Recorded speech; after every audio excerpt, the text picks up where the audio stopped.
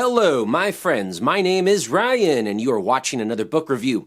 Today I have a book from one of my all-time favorite authors. He is a German. His name is Hermann Hesse.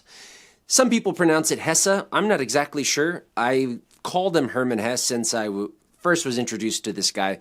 But Hesse, forgive my mispronunciation if you know better, is an author who wrote predominantly in the early and middle 20th century.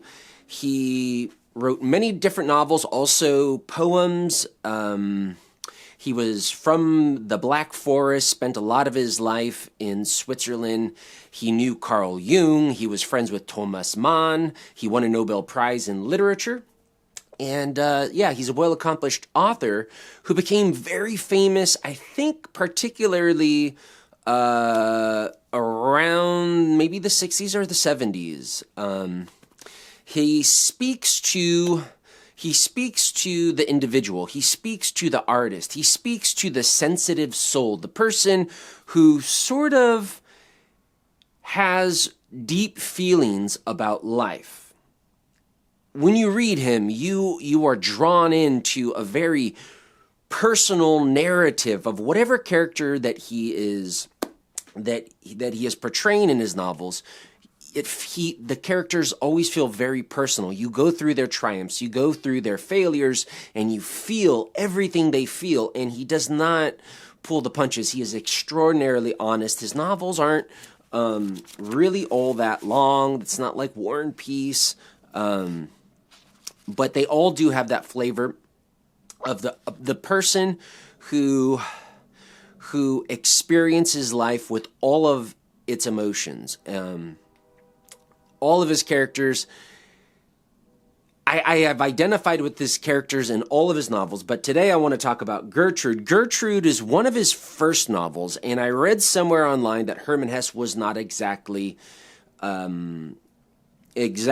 happy with the way it turned out. I myself liked it.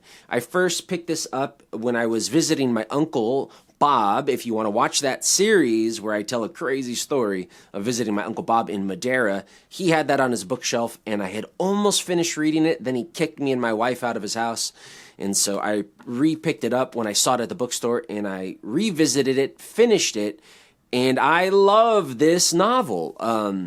Maybe it's just because my temperament and the way that I think closely aligns with Hermann Hesse's own. Hesse, you know what I mean. But it's a story about a young man who goes through the normal trials and tribulations of youth, being accepted into a group, getting into school, figuring out his career, dealing with his parents,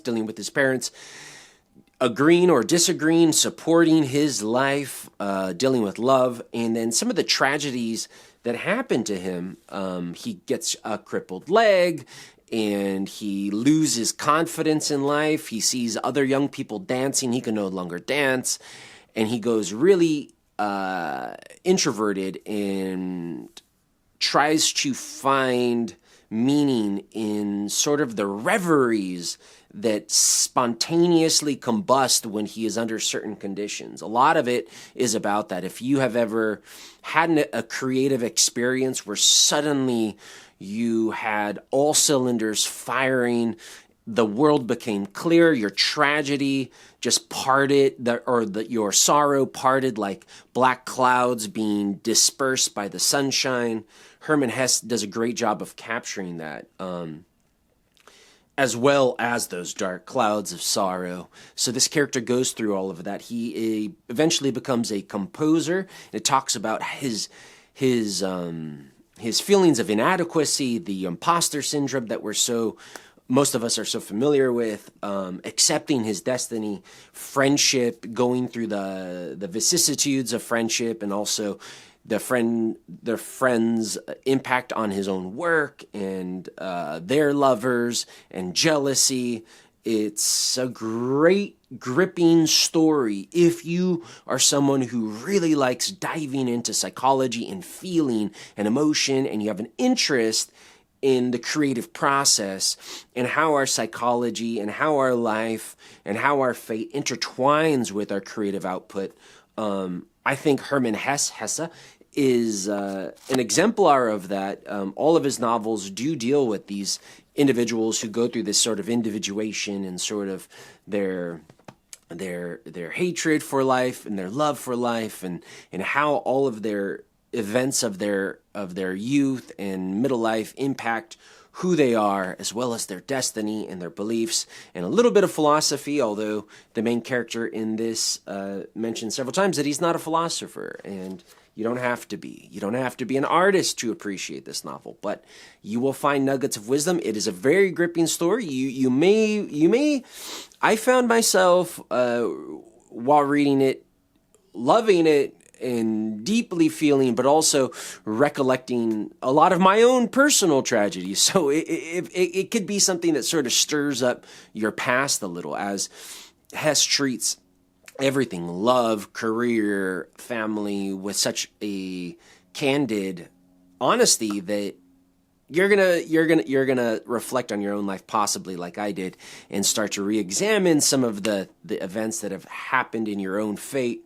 And so that may bring it sadness or joy, as it did me. I found myself sometimes finishing reading for the day of Gertrude and feeling sometimes happy, but a happiness mingled with melancholy, because it's not a Hallmark movie that you are just going to be, everyone has a happy ending. No, there is some tragedy, there's some death. And so I like this book. I love this author, Hermann Hesse, as you like. Gertrude, perhaps not his best novel, but a very good novel indeed. If you want to know more about love and how it can tear a person down or build a person up, how it intersects with the artistic expression and creativity and friendship and family and life. My name is Ryan. Thank you for watching this. Bye.